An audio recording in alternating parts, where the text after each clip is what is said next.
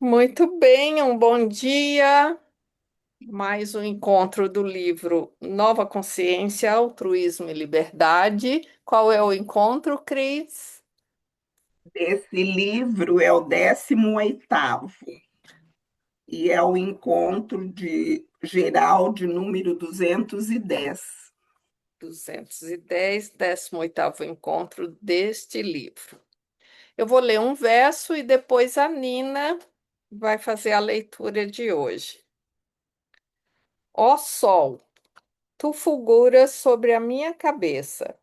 Estrelas, brilhai sobre os campos e as cidades.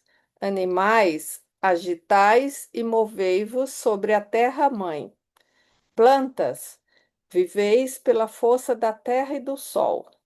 Pedras, dais solidez aos animais, às plantas e a mim também, o ser humano, no qual o poder de Deus vive na cabeça e no coração e que, com a força de Deus, peregrina pelo mundo. Rudolf Steiner. Nunca tinha lido esse verso. Muito bem, Lina. Página 50, Visão para o Futuro.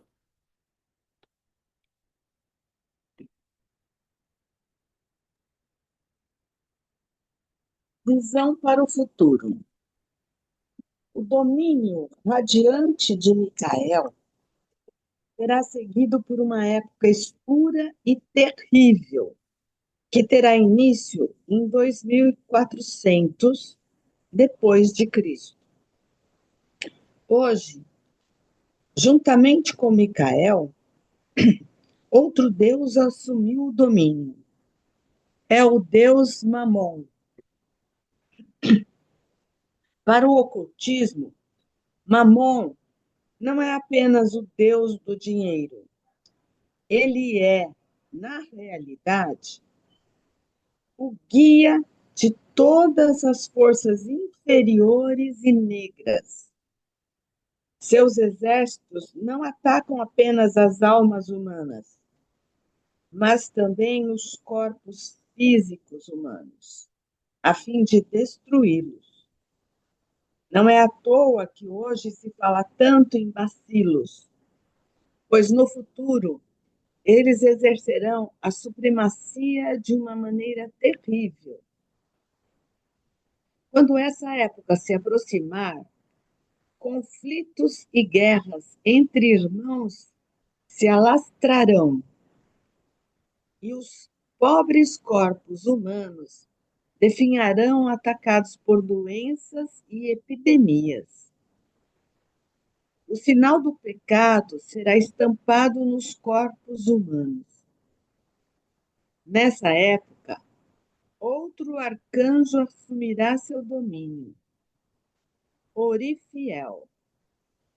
Ele virá para acordar e chacoalhar os seres humanos para sua verdadeira destinação por meio de dor e sofrimento.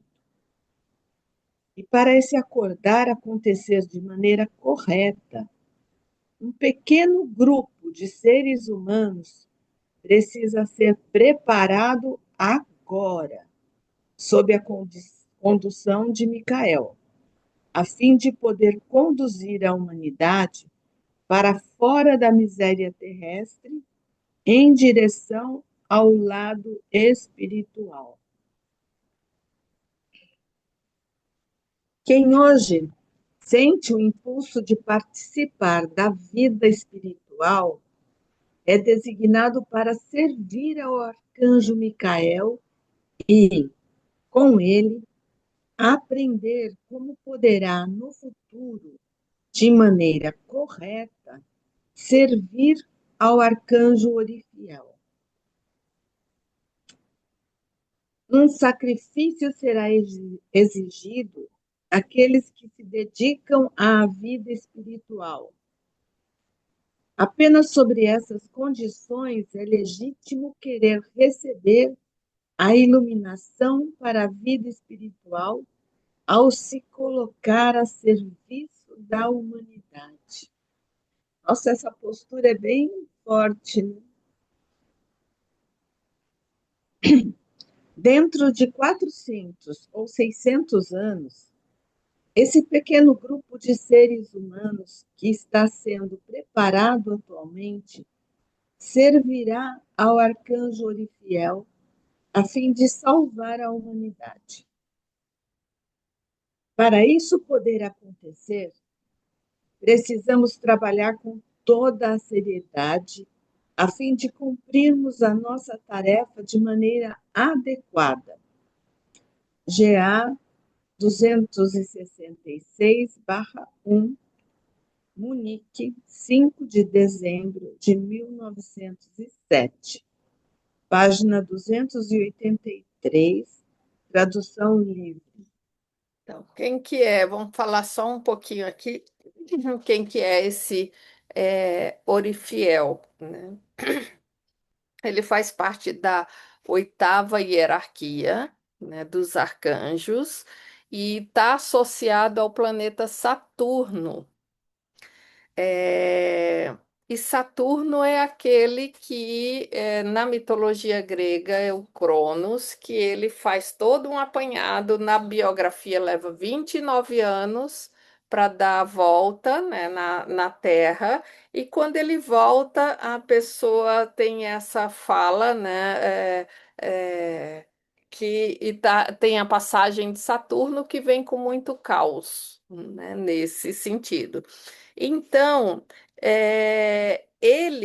Orifiel, ele é conhecido como um anjo de ira divina também. Olha, ira divina, ou purificação.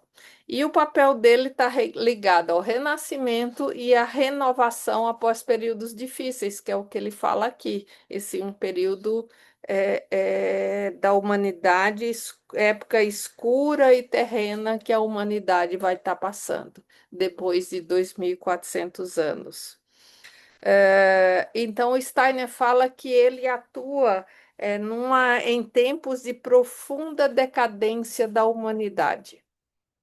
E que na época do Cristo, ele era o arcanjo que regeu aquela época, o aparecimento do Cristo. Então, ele vai purificar a humanidade com mão forte. Olha, entre aspas. Eis o que nos espera.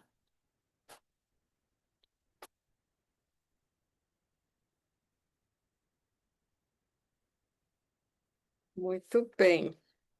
Vamos continuar? Agora a gente tem um resumo. Até esse ponto do nosso trabalho, tanto no texto principal como nos anexos correspondentes, vimos os vários aspectos que trazemos conosco do passado e que formam os obstáculos ou freios para o nosso desenvolvimento. Primeiro grupo: materialismo, egoísmo, perda dos valores morais. Segundo grupo: egoísmo exacerbado, isolamento social, inclinação para o mal. Talvez seja bom eu ler as duas colunas no Sim. paralelo. Então, no Uhum. primeiro grupo temos o materialismo e no segundo grupo, egoísmo exacerbado. No primeiro grupo, egoísmo, no segundo grupo, isolamento social. Na coluna do primeiro grupo, perda dos valores morais. Na coluna do segundo grupo, inclinação para o mal. Depois, terceiro grupo e quarto grupo. Terceiro grupo, mecanização do pensar. E quarto grupo é sedução de Lúcifer. Depois, no terceiro grupo, vegetalização do sentir. Na outra coluna, imposição de alho. Terceiro grupo, animalização do querer. Quarto grupo, efeito destruidor das azuras. Quinto grupo, autodefesa no pensar diante do pensar do próximo,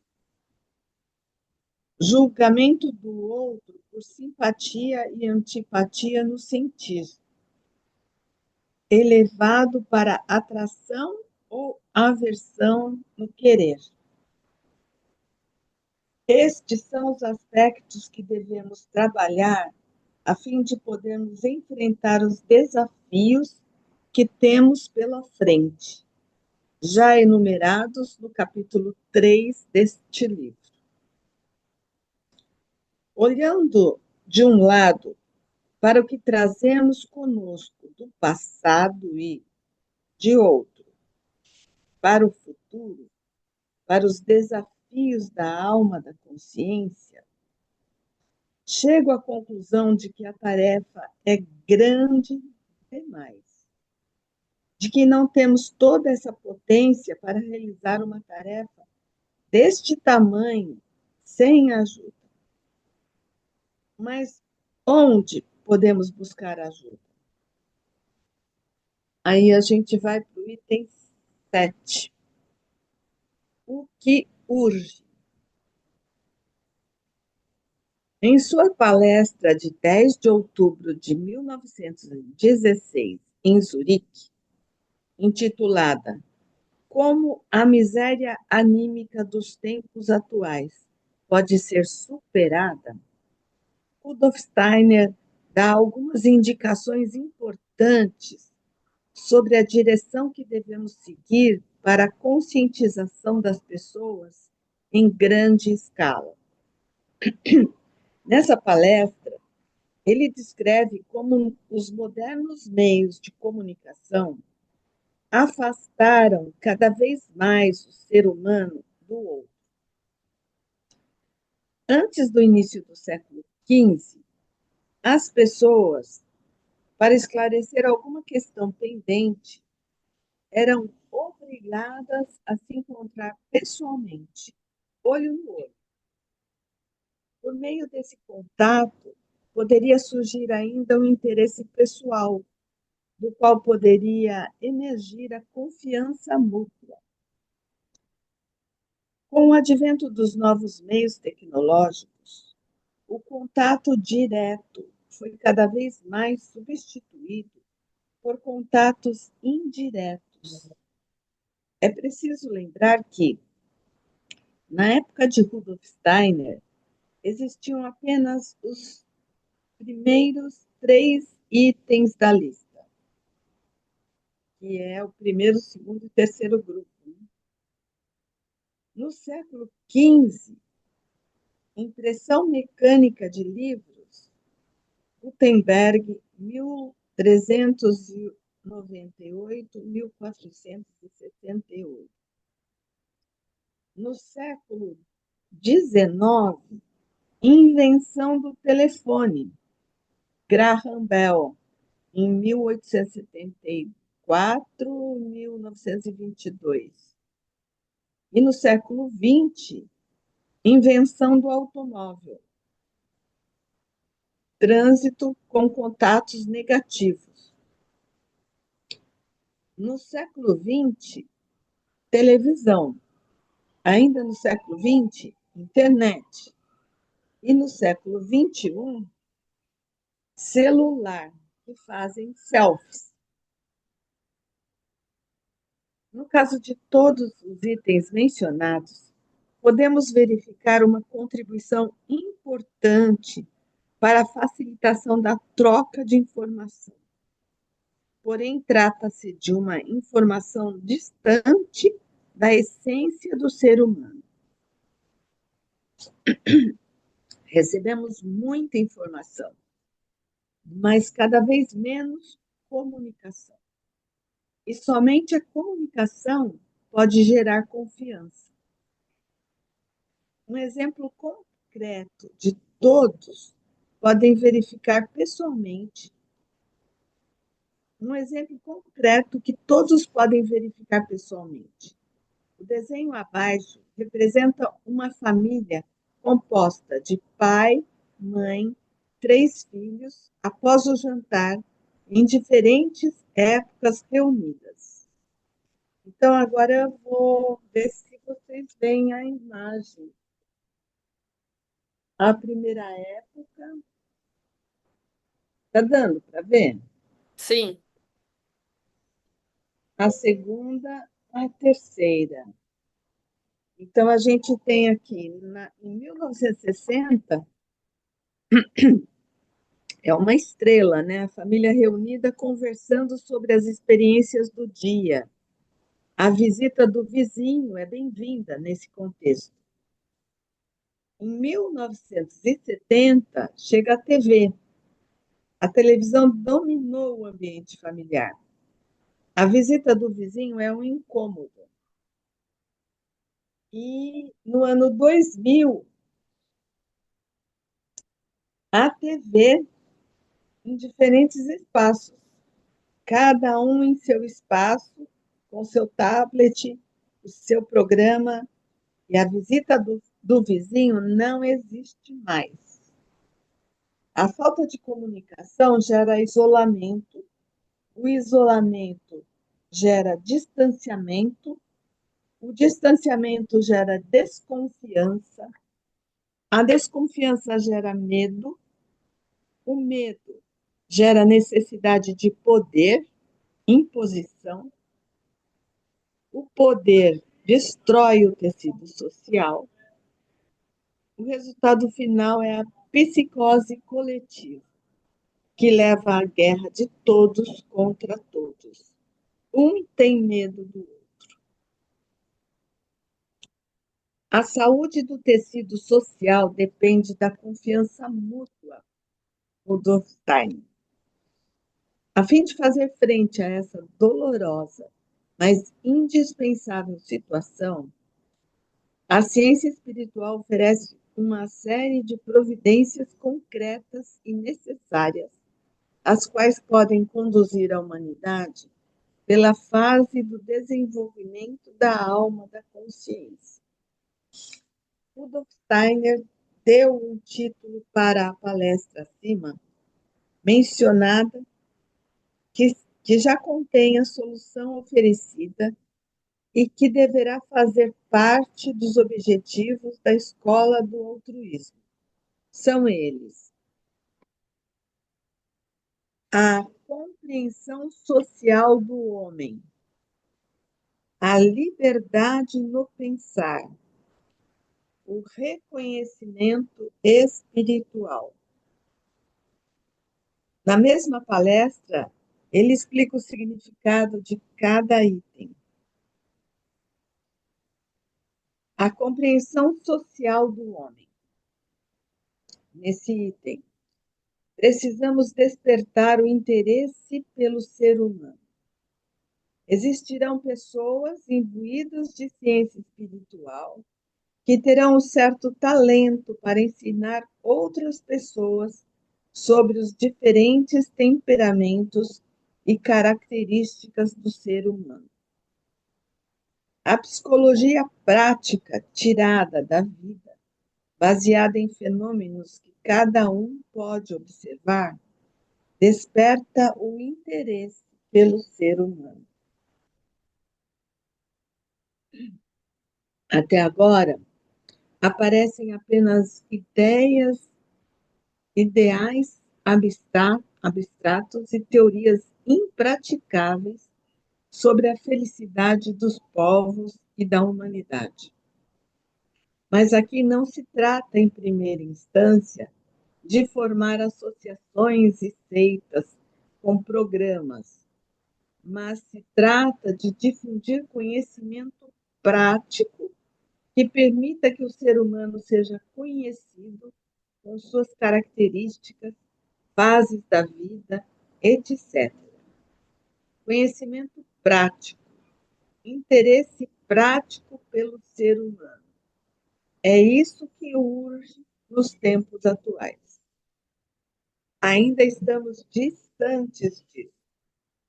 Hoje, julgamos uma pessoa pelas nossas simpatias e antipatias, enquanto que forem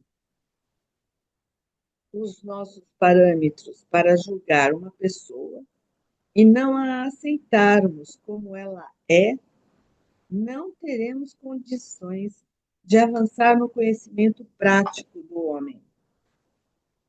A simpatia e a antipatia são os maiores inimigos do desenvolvimento de um verdadeiro interesse social. GA 168, Zurique, 10 de outubro de 1916. Tradução livre. Márcia e Cristina, vocês querem dar uma paradinha, conversar ou seguir? Podemos dar uma paradinha. Até agora, o que que chama a atenção de vocês?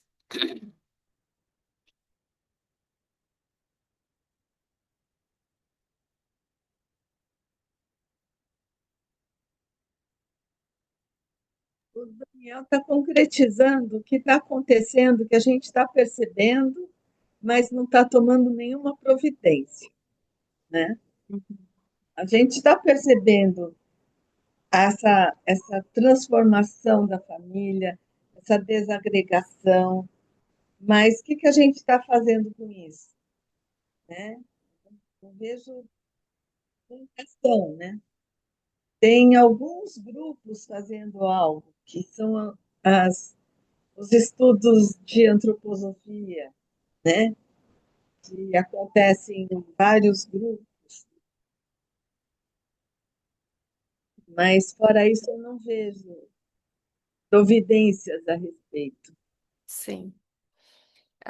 Cada um, acho que de nós que esteve aqui, pegou um pouco essa fase, né, da família reunida, né, de estar ali juntas, de depois a televisão como centro da vida mesmo. Ele fez muito bem esse resumo, né?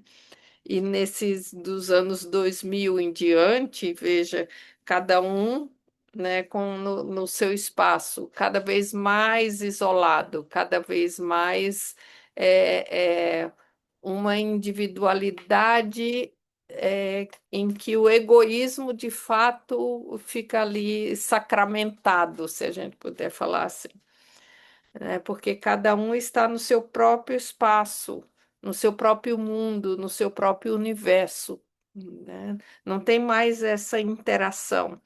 Como ele diz, a falta de comunicação que gera o isolamento.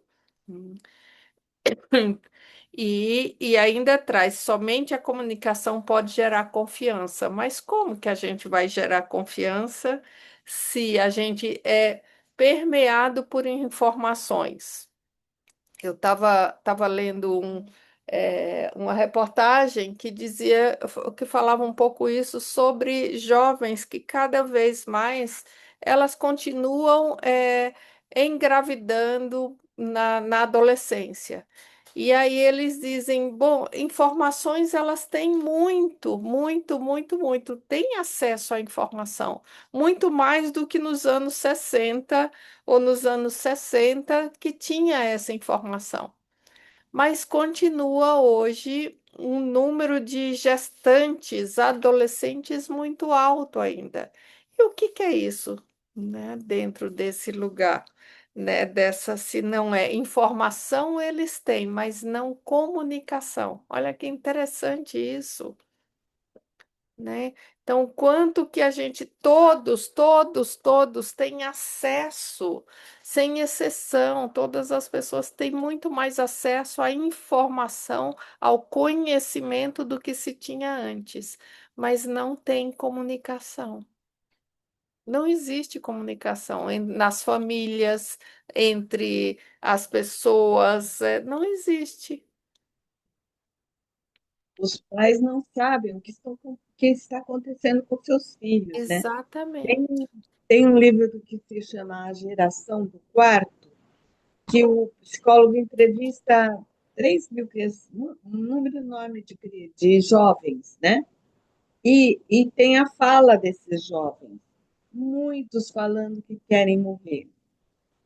ou que combinaram com um amigo que nem conhece, que vão morrer no mesmo, vão se matar no mesmo dia, na mesma hora, juntos.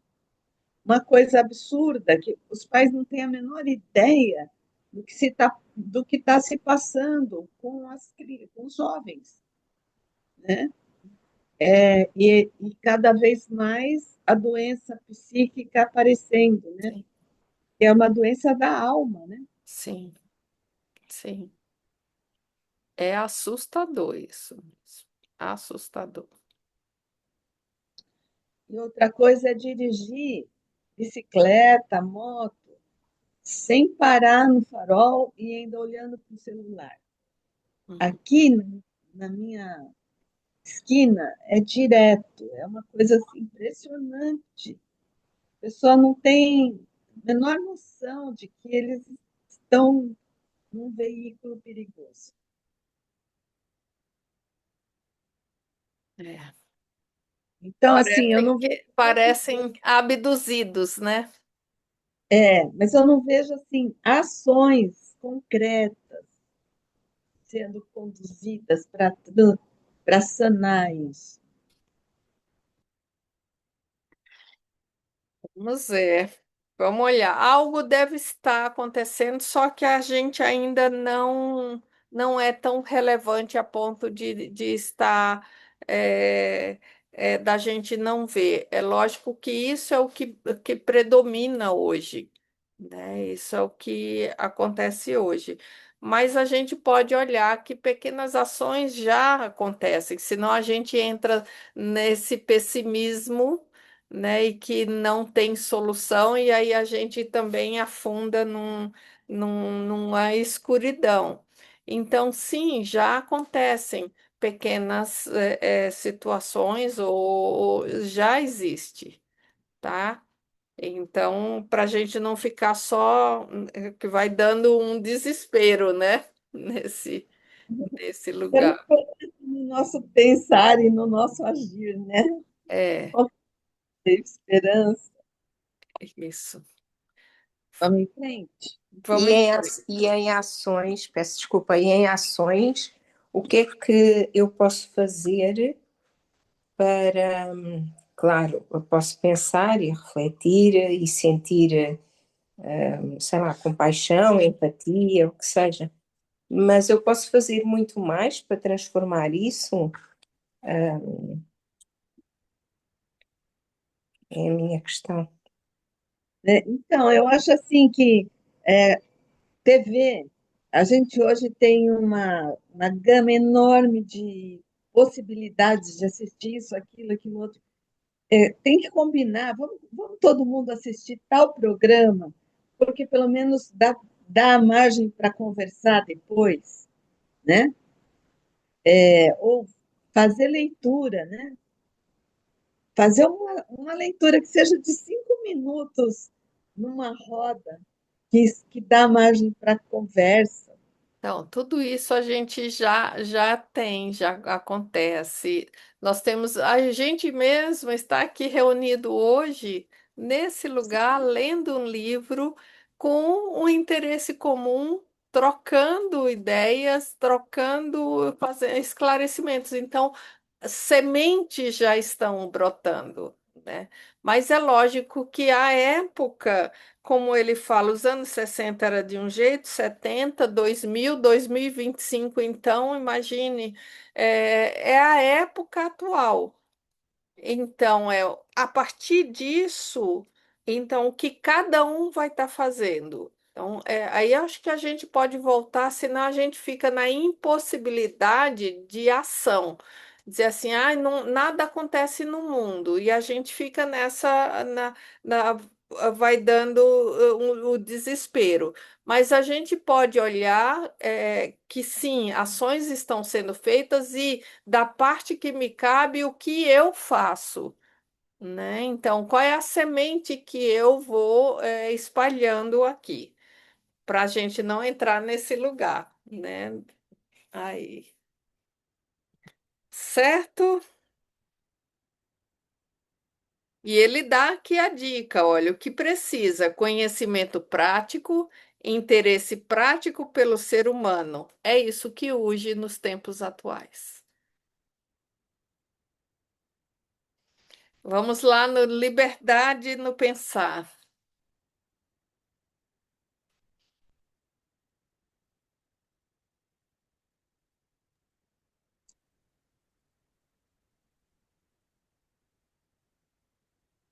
Liberdade no pensar. Outra coisa precisa acontecer para a alma da consciência realmente tornar-se uma realidade. O homem que se torna cada vez mais individualizado constata uma desertificação de sua vida religiosa. Essa vida religiosa não se adapta às condições da quinta época pós-atlântica e procura manter a forma que era adequada para a quarta época pós-atlântica. A quarta época pós-atlântica exigia uma religião cultivada em grupos. Por meio de uma autoridade, eram irradiados princípios religiosos, dogmas e crenças para grupos. Mas o conteúdo destinado à alma racional não consegue mais atingir os corações dos indivíduos. Os homens entendem cada vez menos aquilo que era adequado para a alma da razão. Na quarta época pós-atlântica, as pessoas eram ensinadas em grupo sobre Cristo. Na quinta época pós-atlântica, Cristo já se encontra na esfera inconsciente de cada indivíduo. Para ele, precisa ser trazido a consciência e a compreensão de cada alma individualmente. Agora ele precisa ser trazido à consciência e à compreensão de cada alma individualmente.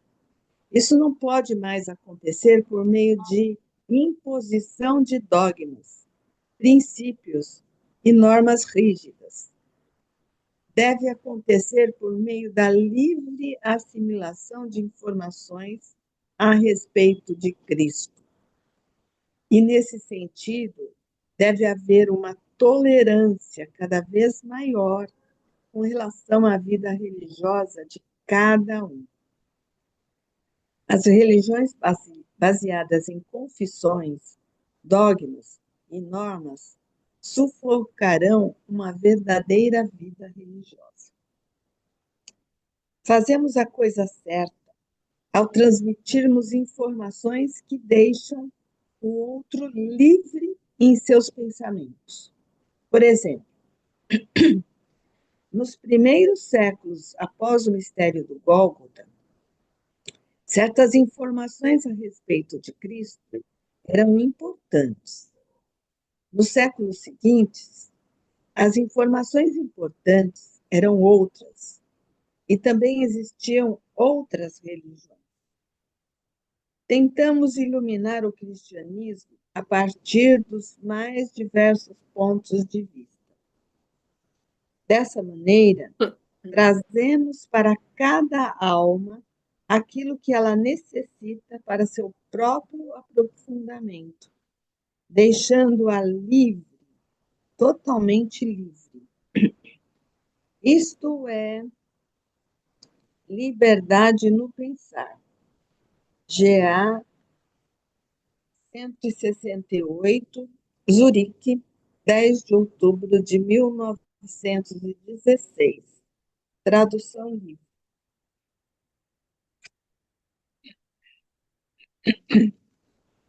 Reconhecimento espiritual. Existe uma relação real e imediata entre o mundo físico e o mundo espiritual. Os seres espirituais olham com benevolência para os nossos pensamentos a respeito deles, quando os incluindo incluímos em nossa consciência diária, não precisamos nos tornar clarividentes.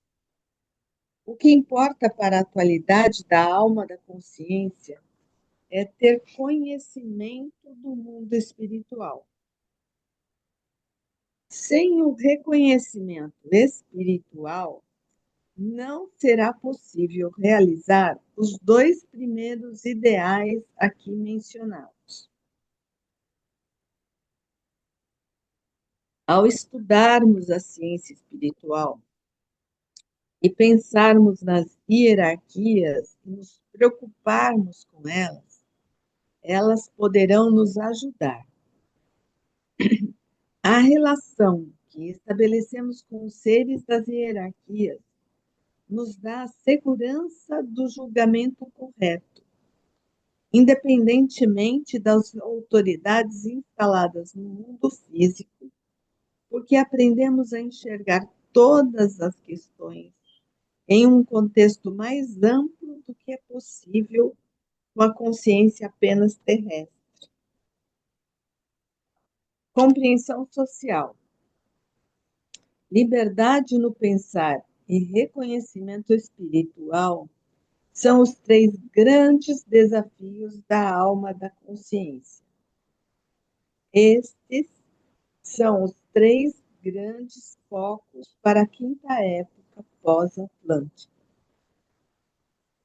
Muitas pessoas sentem que algo assim seja necessário, que urge uma nova forma de convivência humana, que precisamos de novos conceitos. Mas quando as questões chegam à prática, as boas intenções esmorecem. O estranhamento dos indivíduos acontece por si só. O que deve fluir dos corações humanos deve ser conquistado. Cada indivíduo passará por dificuldades, pois essas dificuldades são as provas pelas quais a alma da consciência precisa passar a fim de poder evoluir. GA 168, Zurique, 10 de outubro de 1916. Tradução livre. Tudo bem. Que chama a atenção.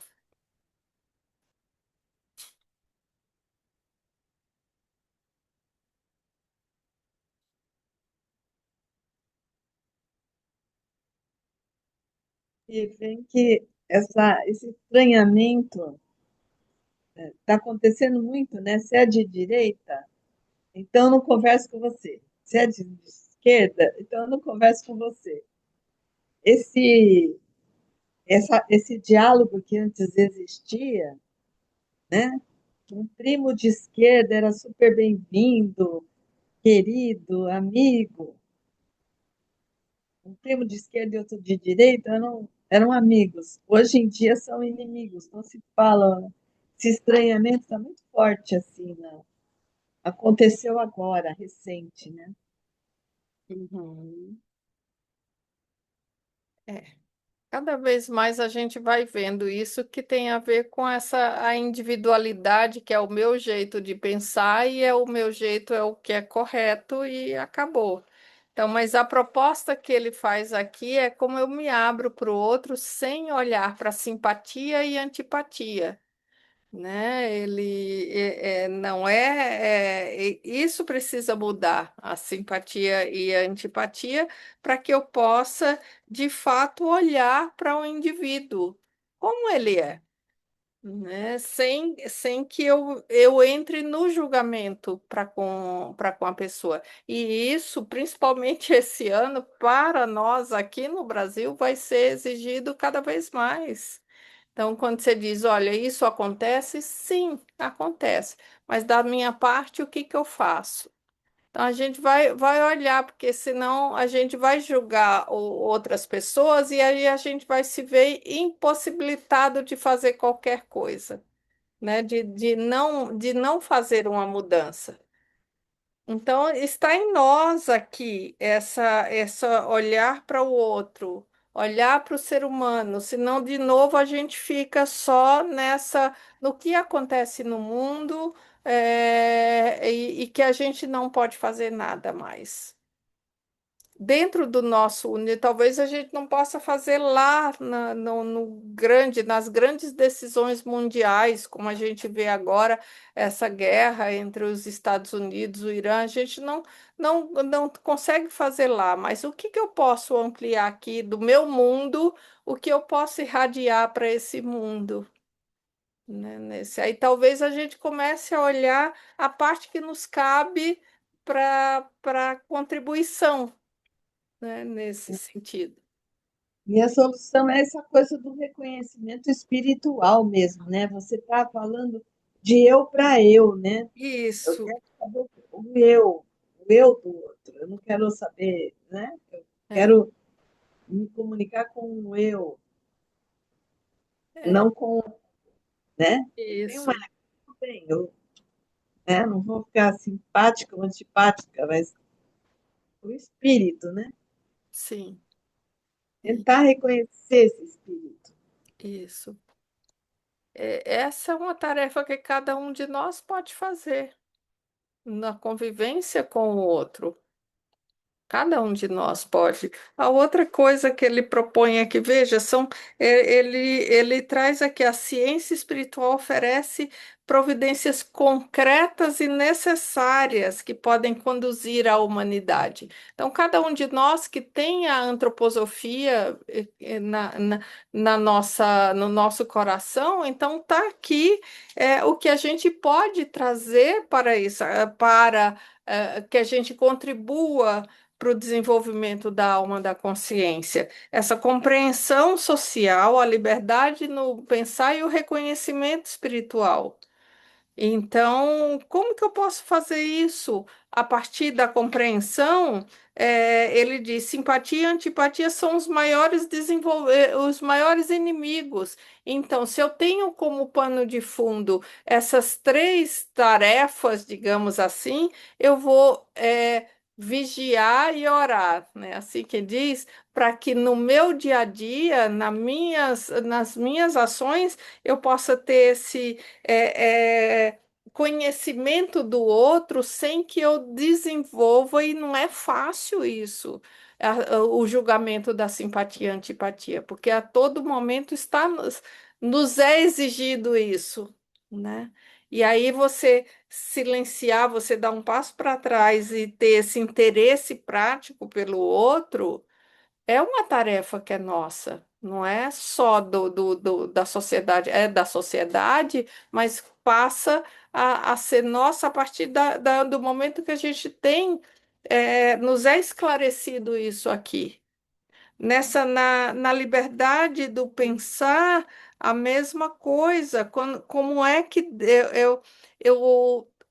ele fala da intolerância religiosa, né? E da forma como que agora todos os dogmas que eram dados, né, a respeito, né, a forma que era ensinado era da antiga, serviu para a quarta época, para a quinta época não mais. Né? Ele diz: o Cristo já está na esfera inconsciente de cada indivíduo, ou seja, você sendo cristão ou não, o Cristo já se encontra na esfera inconsciente de cada indivíduo. Agora, como é que ele vai trazer para a compreensão e para a consciência de cada um? Aí, de novo, a gente se volta não só para fora, porque senão a gente olha para fora e não olha para si. Como é que eu trago esse Cristo para essa compreensão minha e que eu trago isso para fora? Então, isso é um outro lugar também. Então, uma tolerância em relação à crença religiosa das pessoas é o que ele fala aqui. né, deve acontecer por meio da livre assimilação de informações a respeito do Cristo. Então, quando se fala de várias práticas religiosas, cada uma talvez tenha como pano de fundo isso. Então, e essas religiões que são baseadas em dogmas, ele diz, sufoca a vida religiosa, porque eu tenho que estar assim, ó.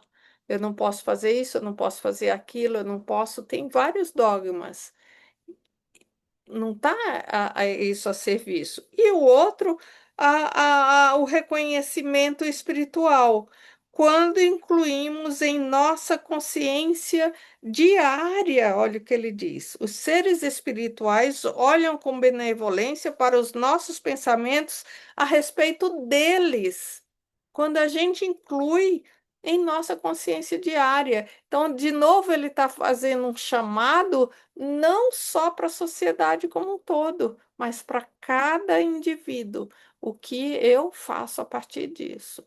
Como é que eu incluo esse conhecimento do mundo espiritual na minha vida diária? Qual é a prática que eu tenho? O que que eu posso fazer na minha vida diária? Aí a gente amplia. Porque o fazendo, a história não fala, não existe um bater de borboleta aqui que não altere do outro lado, né, do mundo. Então, aí sim eu vou fazendo, senão, de novo, a gente entra na impossibilidade, entra no que está acontecendo no mundo, e está. Mas aí entra também lá a tarefa da positividade, né? Eu sabendo que essa é a fase dessa época, é o que está sendo trabalhado nessa época, qual é a parte que me cabe aqui que eu possa desenvolver.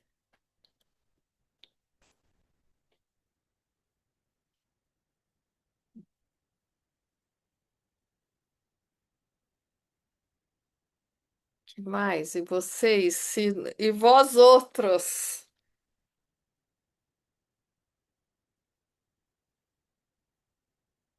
É um texto que convida esse silêncio e essa reflexão, né?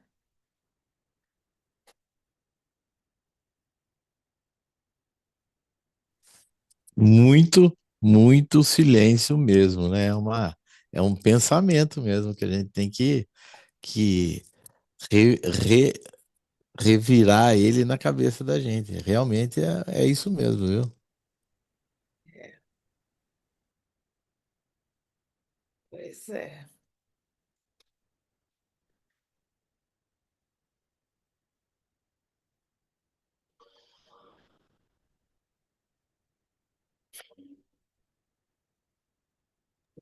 Além de revirar ele na cabeça, a gente tem que trazer aqui para ação, né? Exatamente, exatamente, a ação, né? E muitas vezes a ação da gente contraria até o próprio pensamento mesmo, né? Porque é muito rápido, muito. A gente está condicionado a que nem você falou ali, de um lado, do outro, de um lado, do outro, a gente está muito condicionado, então a gente tem que, às vezes, barrar essa ação, né? Você tem toda a razão. Pensamento e ação mesmo. Então, esse é o convite para que a gente possa contribuir para essa época, né, da nossa. E é isso. Nós temos a antroposofia, eu brinco, como norte, né? Cada um de nós que está aqui carrega a antroposofia em si. Então, como é que eu posso ser essa pessoa que, modificando em mim, eu passo isso à frente, né? Eu sou essa sementinha que vai sendo trazida. De novo, esse ano, o que nós vamos vivenciar aqui no Brasil, com as eleições, com tudo, mas vai nos exigir isso. É o exercício na prática esse ano dessa compreensão, liberdade e reconhecimento espiritual. É um desafio. Tudo bem. É muito iaô, né, que a gente tem que fazer. Muito Iaô, muito Que a Iaô. gente tem que ficar na gente, depois a gente tem que ir, voltar, ficar, não É, esquecer, né, do centro, mas tem que ir para o exato. outro e retorna. E vai lá. Muitas. Muito bem. Então vamos finalizar aqui. A Carla caiu e está entrando. A gente vai finalizar porque na segunda parte, aí, semana que vem, ele começa a escola do altruísmo. Ele vai nos falar. E aí a gente não precisa, talvez aí a gente consiga respirar melhor, mas hoje a gente precisa ficar nesse silêncio e nessa reflexão que ele nos trouxe. Acho que é importante até sustentar isso, esse e agora, para a gente soltar a respiração a partir do que ele vai trazer da proposta da escola do altruísmo. Certo? Então, um bom fim de semana para vocês. Certo? Boa Muito Para obrigado, viu? semana. todos. Muito grata. Até o próximo sábado. Tchau, tchau. Tchau, Tchau, tchau. tchau.